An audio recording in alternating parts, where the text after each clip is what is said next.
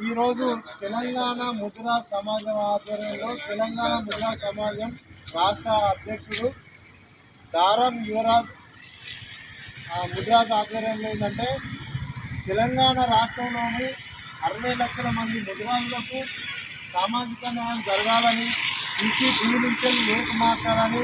ప్రభుత్వ ఉద్యోగ పిల్లలకు ముద్రాజ్ పిల్లలకు కూడా ప్రభుత్వ ఉద్యోగులుగా రిజర్వేషన్లు కల్పించాలని, చెరువుల మీద పూర్తి హక్కు కల్పించాలని, మహిళలకు కూడా సొసైటీలు ఏర్పాటు చేసి ఈరోజు ఏంటంటే వాళ్లకు టాటా ఏసీలు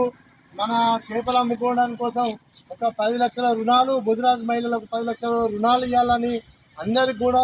వార్డు నెంబర్ నుంచి మొదలు పెడితే ఎంపీటీసీ సర్పంచులలో కూడా ముదిరాజులకు రిజర్వేషన్లు ఇవ్వాలి.